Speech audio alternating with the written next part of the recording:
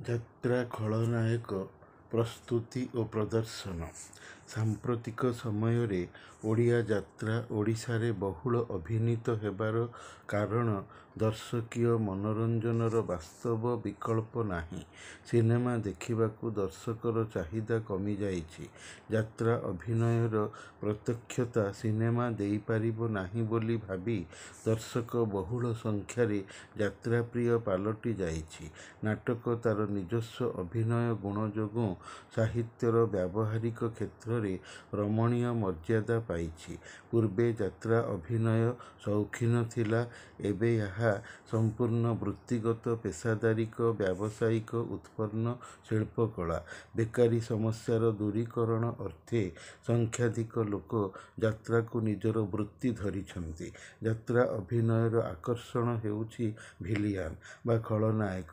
ସେ ଶରୀର, ସ୍ୱାସ୍ଥ୍ୟ, ଅଭିନୟ, ଦର୍ଶନ, କୁଶଳୀତ୍ୱ ଆଦି ସବୁ ଦିଗରୁ ଆକର୍ଷଣୀୟ ଥିଲେ ଦର୍ଶକର ଅବଶ୍ୟ ପ୍ରିୟପାତ୍ର ହୋଇଥାଏ। ଆଉ ଦର୍ଶକ ଖାସ୍ କରି ତାକୁ ହିଁ ଦେଖିବାକୁ ଭିଡ଼ ଜମାନ୍ତି।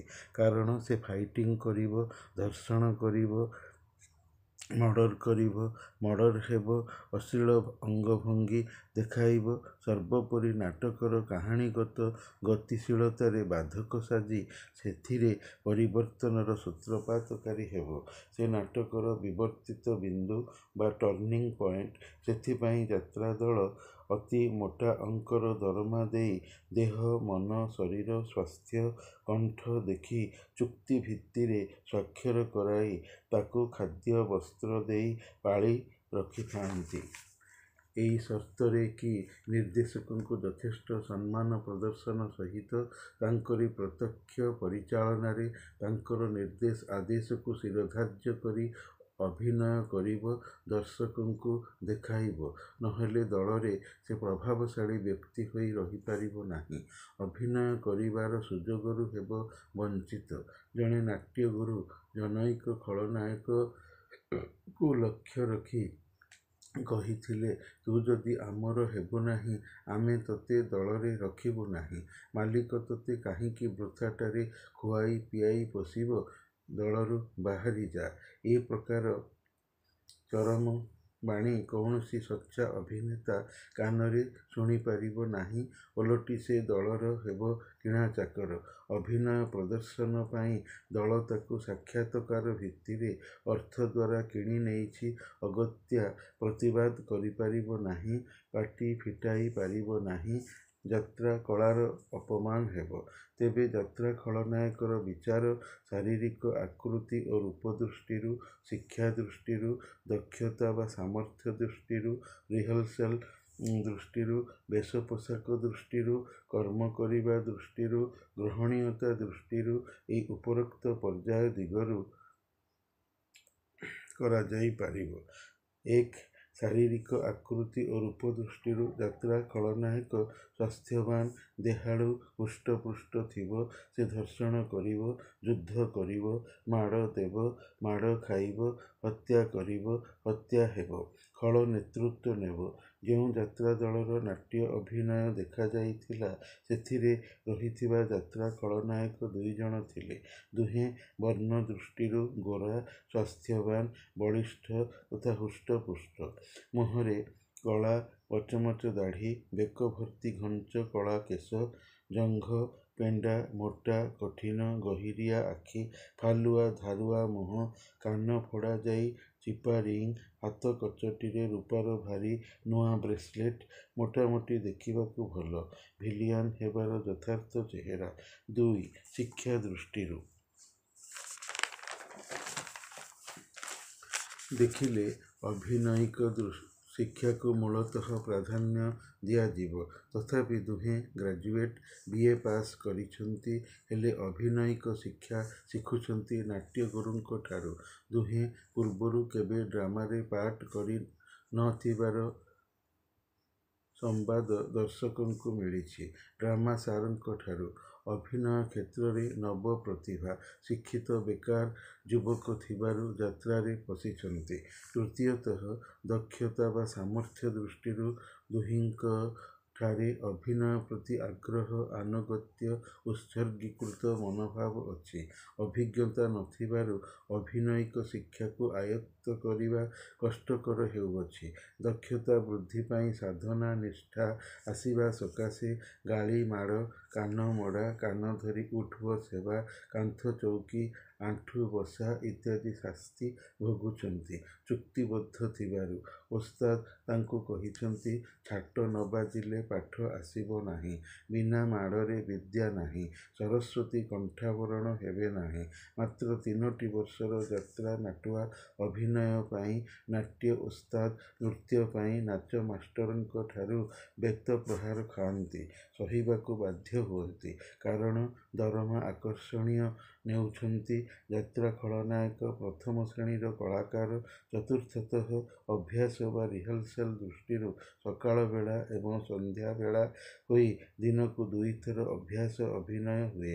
ସେଥିରେ ଶିଖାଇଥିବା ତଥା ନିଜେ ଶିଖିଥିବା ଯାତ୍ରା ପାଠର ହିସାବ ନାଟ୍ୟଗୁରୁ ଅଙ୍ଗଭଙ୍ଗୀ ଏବଂ ସଂଳାପ ଉଚ୍ଚାରଣ ପଦ୍ଧତିରୁ ନିଅନ୍ତି।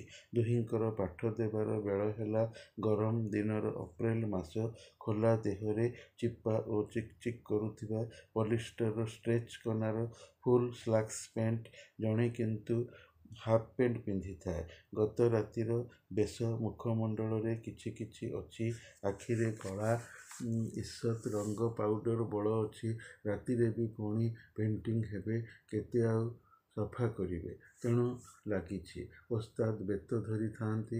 ଦୁହେଁ ଆସି ପାଠ ଦେବା ପୂର୍ବରୁ ଏଇନା ଗୁରୁଙ୍କର ପାଦ ଧରିବା ଦରକାର ନୁହେଁ ଭାବି ଆଉ ନଇଁକରି ଦଣ୍ଡ ପ୍ରଣାମ ନ କରିବାରୁ ନାଟ୍ୟ ପରିଚାଳକ ପାଟି କରି କହିଲେ, ଖାଲି କ'ଣ ପେଣ୍ଡାଲକୁ ଯିବା ପୂର୍ବରୁ ଡ୍ରେସିଂ ପେଣ୍ଟିଂରେ ଥାଇ ଗୁରୁଙ୍କୁ ପ୍ରଣାମ କରିବ?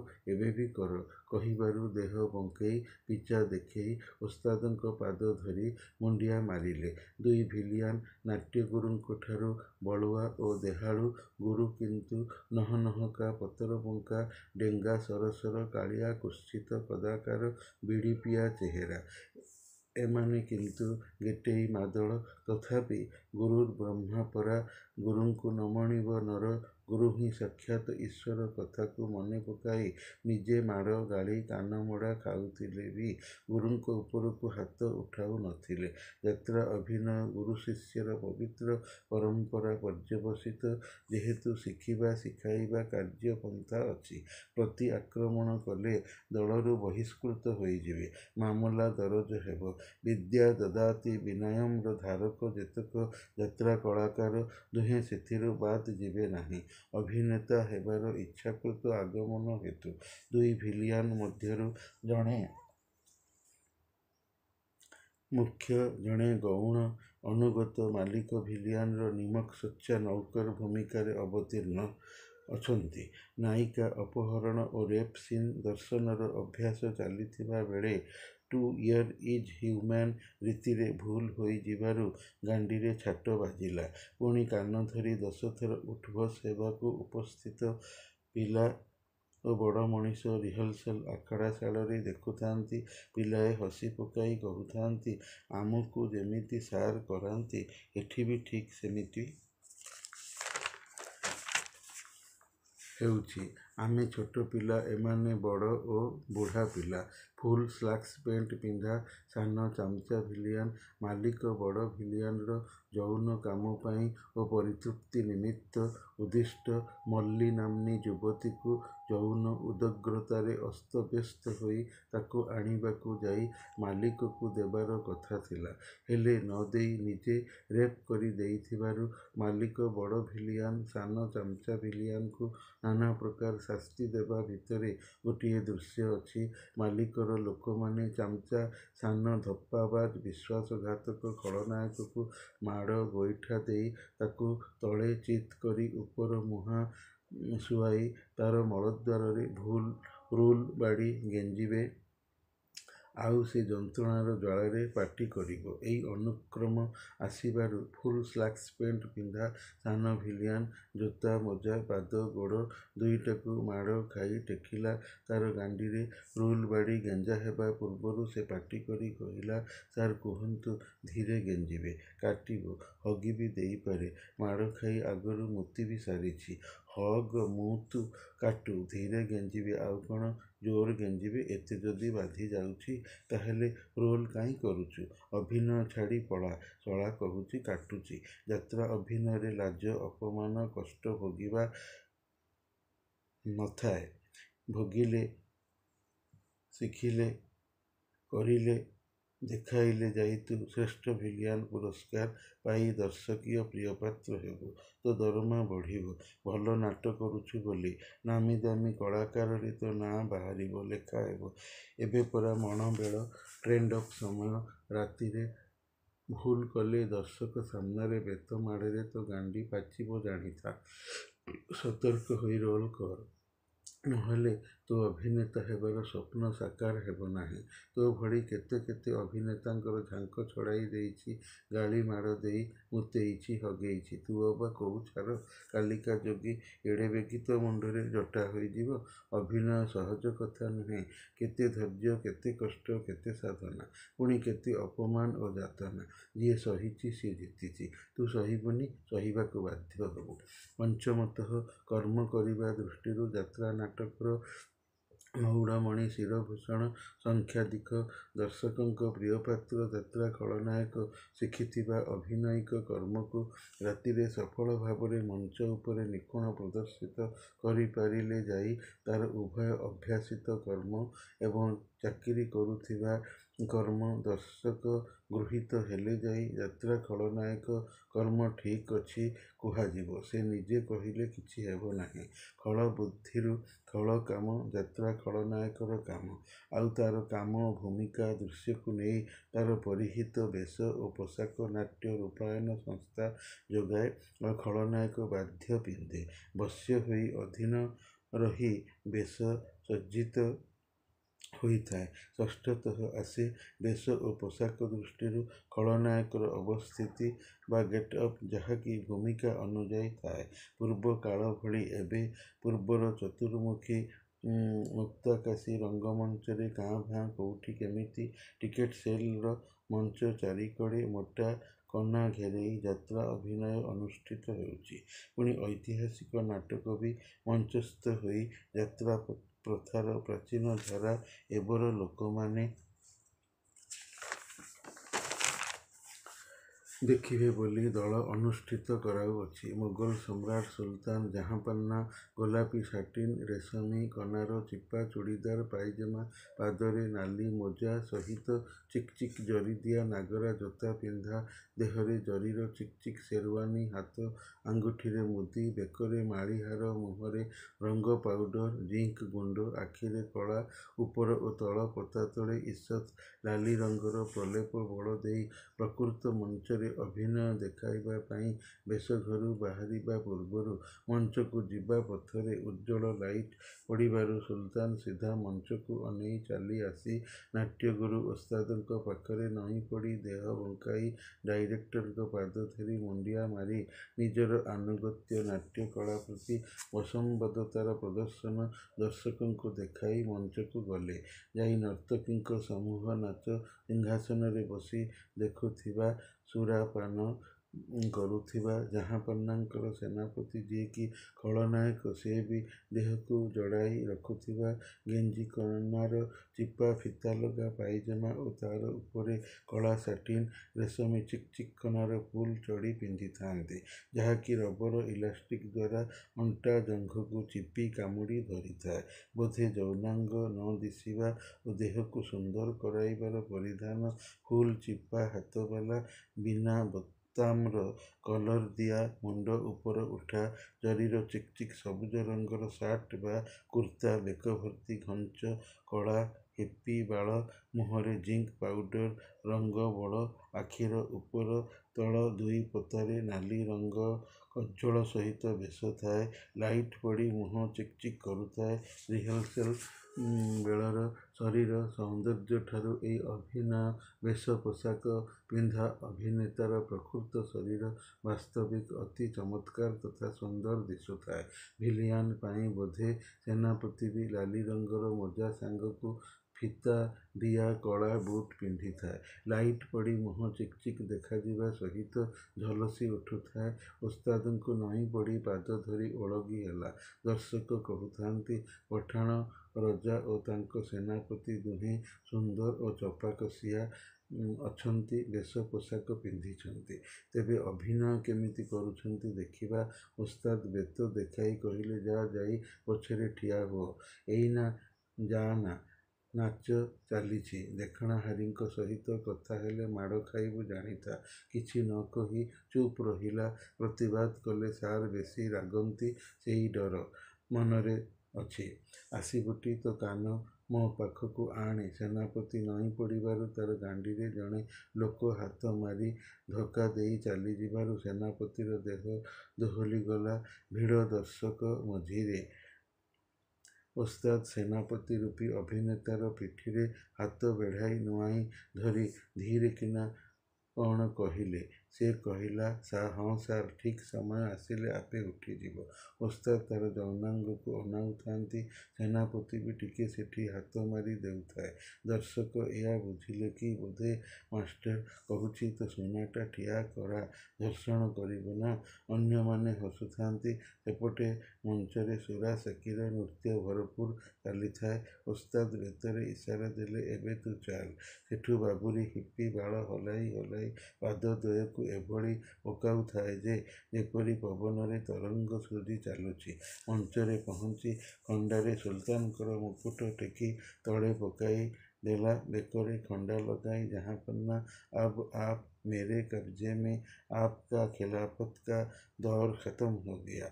मेरे सिपाहियों आपको कैद करेंगे, अपन को मुझे दीजिए। ସୁଲତାନ ପାଦ ତଳିପାରେ ଟେକା ରୀତିରେ ଠିଆ ହୋଇ ଭୂଇଁ ଦଳି ଗୋଡ଼ ଥରାଇ ଗର୍ଜିଲେ, କ୍ୟା ବୋଲା ନିମକ ହରାମ। नालायक बदबख्त, तू अपने आप को क्या सोचता है रे।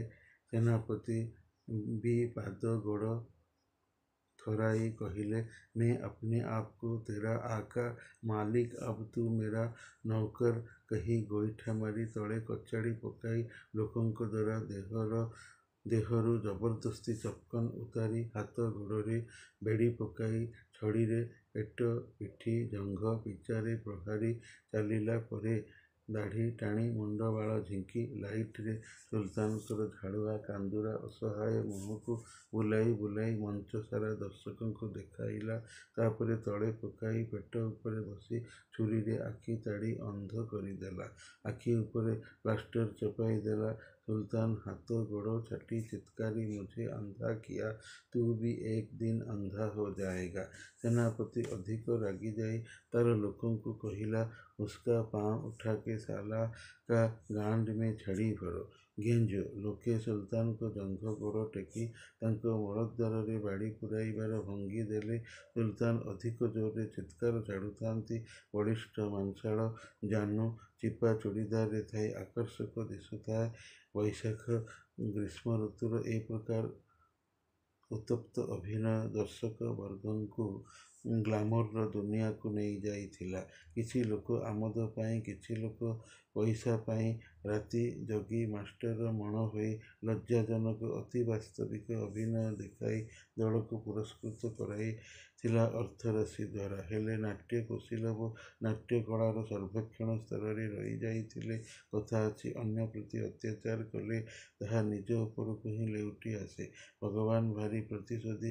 କିଛି ବର୍ଷର ବ୍ୟବଧାନ ପରେ ସୁଲତାନଙ୍କର ନିମକସଚ୍ଚା ଓଜିର ପଡ଼ୋଶୀ ରାଜ୍ୟ ସହିତ ସନ୍ଧି ସ୍ଥାପନ କରି ଉଦ୍ଧତ ଉଚ୍ଛୃଙ୍ଖଳ ରାଜ୍ୟରେ କୁଶାସନ ଅରାଜକତା ସୃଷ୍ଟିକାରୀ କ୍ରୂର ସେନାପତିଙ୍କୁ ମଦ ପିଇ ସୁରା ସାକିରେ ବୁଡ଼ି ରହି ଅସାବଧାନତା ବଶତଃ ପଡ଼ୋଶୀ ରାଜ୍ୟ ଦ୍ୱାରା ନଜରବନ୍ଦୀ ହୋଇ ପିଞ୍ଜରାବଦ୍ଧ ହୋଇ ତାଙ୍କ ରାଜ୍ୟକୁ ନିଆଯାଇ କିଛି ଦିନ ବନ୍ଦୀ ହୋଇ ଚାବୁକ ବେତ୍ରାଘାତ ପାଇ ଓଜିରଙ୍କ ଅନୁରୋଧ କ୍ରମେ ନିଜ ରାଜ୍ୟର ଅତ୍ୟାଚାରିତ ଲୋକଙ୍କର ଖୁସି ସକାଶେ ଆପଣା ରାଜ୍ୟକୁ ଫେରାଇ ଅଣାଇ ପୂର୍ବର ସେନାପତି ପୋଷାକ ପିନ୍ଧାଇ ଦେହରୁ କିନ୍ତୁ ଚକଚକିଆ କଲର ଲଗା ପୂରା ହାତର ଜରିଦିଆ କୁର୍ତ୍ତା ଓହ୍ଲାଗଲା। ବନ୍ଦୀ କରି ଉଜ୍ଜ୍ୱଳ ଆଲୋକ ରଶ୍ମିରେ ମଞ୍ଚକୁ ଅଣାଇ ବେତମାଡ଼ ପେଟ ପିଠି ପିଚା ଜଙ୍ଘକୁ ଲଗାୟତ ଦିଆ ଚାଲିଥାଏ। ଦେହ ମୁହଁରେ ଝାଳ ଭର୍ତ୍ତି। ପାନି ପିଲାଓ ପାନି ଦୋ ପ୍ୟାସ ସେ ମର ଯାଉଁଗା ତୁଝେ କୁଛ नहीं दिया जाएगा ଭୁକା ପ୍ୟାସା ମାର ଡାଲେंगे। ବନ୍ଦୀ ହାତରେ ହାତ ଯୋଡ଼ି ମଞ୍ଚ ସାରା ଘୂରୁଥିବା ଅବସ୍ଥାରେ କାକୁତି ମିନତି କରୁଥାଏ। ଜଙ୍ଘ ଯୌନାଙ୍ଗରେ ଗୋଇଠା ମାଡ଼ ଖାଇ ଆଃ ଓଃ ର ପାଟି ମଞ୍ଚରୁ ବେଶ ଘରକୁ ବେଶ ଘରୁ ମଞ୍ଚକୁ ବେକିଆ ଦେଇ ନୁଆଁଇ ତିନି ଚାରିଥର ଘୋଷାଡ଼ି ନିଆଁ ହେବାରେ ବେକରେ ହାତ ଚାପ ଦେଇ ମଞ୍ଚକୁ ଆଣୁଥିବା ବେଳେ ଉତ୍ଥିତ ଯୌନାଙ୍ଗରୁ ଚର ଚର ପ୍ରଶା ବାହାରି ପଡ଼ୁଥାଏ। ଓସ୍ତାଦ ବୋଧେ ପ୍ରଶା କରିବାକୁ ଛାଡ଼ି ନଥିଲେ, ସେ ଲାଗି ମୁତିଲା। ମଞ୍ଚରେ ପହଞ୍ଚି ଗୋଡ଼ ଟେକାଇ ମଳଦ୍ୱାରରେ ସୁଲତାନଙ୍କ ଭଳିଆ ବାଡ଼ି ଗେଞ୍ଜି ସେନାପତିଙ୍କୁ ହଗାଇବାର ଅଭିନୟ ପୋଜ୍ ଦେଇ ବେକ କାଟି ହତ୍ୟା କରି ଦିଆଗଲା। ହାତ ଗୋଡ଼ ଛିଞ୍ଚାଡ଼ି ପିଠି ପେଟକୁ ବାଁ ଡାହାଣ ବୁଲାଇ ଦେଖାଇ ସମଗ୍ର ଦେହକୁ ଦୋହଲାଇ ହଲାଇ ଗୋଡ଼ ଫାଡ଼ି ପାଦ କଚାଡ଼ି କଚାଡ଼ି ହୋଇ କୁକୁର ମୁହାଁ ମରି ପଡ଼ିବାର ଭଙ୍ଗୀରେ ପଡ଼ି ରହିଲେ ଯୌନାଙ୍ଗଟି ଉଠିକି ରହିଥାଏ। ଧଳା ପତଳା ଚାଦରରେ ଦେହକୁ ଘୋଡ଼ାଇ ଦିଆଯାଇ ଟେକି କରି ବେଶଘରକୁ ନିଆଗଲା। ବେଶଘରେ ଯାତ୍ରା ସାରେ ଉପସ୍ଥିତ ଥିଲେ ତାଙ୍କ ସାଙ୍ଗଙ୍କ ସହିତ। ସେନାପତିଙ୍କୁ ହୁକୁମ ଦେଲେ, ଏ ବି ଜଣେ ଯାତ୍ରା ଡାଇରେକ୍ଟର, ୟାଙ୍କୁ ମୁଣ୍ଡିଆ ମାର। ସେନାପତି ନଇଁ ପଡ଼ି ମୁଣ୍ଡିଆ ମାରିଲେ। ସାଙ୍ଗ ଜଣକ କହିଲେ, ସାବାସ୍। ପିଠିରେ ପିଚାରେ ହାତ ବୁଲାଇ ଆଣି କହୁଥାନ୍ତି, ଆରେ ସୁଶାନ୍ତ, ଏ ତୋର ଭଲ ପାର୍ଟିଆରଟିଏ। ମୋତେ ୟାକୁ ଦେଇପକା, ମୁଁ ମୋ ଦଳରେ ୟାକୁ ଭିଲିଆନ ସଜାଇ ରଖିବି। ଅଧିକ ଦରମା ବି ଦେବି। ସୁଶାନ୍ତ କହିଲେ, ବର୍ତ୍ତମାନ ଦେବି ନାହିଁ, ତାର ଚୁକ୍ତି ଅବଧି ସରିନାହିଁ। ଆଉ ବର୍ଷେ ଅଛି, ସରିଲେ ଯିବ। ରହ ବାପା ବସ। ଲୁଗା ପାଲଟିବୁ ତ ଏତେ ଅତିର୍ଚ୍ଛ କାହିଁକି? ସେନାପତିର ଯାତ୍ରା ପୋଷାକ ପିନ୍ଧାରେ ବଡ଼ ନାଛା ଦିଶୁଛୁ। ଗତକାଲିର ଡାକୁର ଅଭିନୟ ଭଲ କରିଥିଲୁ। କଳା ଚିକ୍ ଚିକ୍ ପୋଷାକର ଟାଇଟ୍ ଫିଟିଂ କଷ୍ଟ୍ୟୁମ ଭଲ ମାନୁଥିଲା। ଏଇ 3 ବର୍ଷର ତୋର ଯାତ୍ରା ଜୀବନରେ ଭଲ ବଢ଼ିଆ ଓସ୍ତାଦ ପାଇଛୁ। ଗାଳି ମାଡ଼ ତ ପାଉଥିବୁ। ସୁଶାନ୍ତ କହିଲେ, ଅଭିନେତା ହୋଇଛି ଯେତେବେଳେ ଗାଳି ମାଡ଼ ତ ଖାଇବ, ନହେଲେ ଆକ୍ଟିଂ ଶିଖିବ କେମିତି?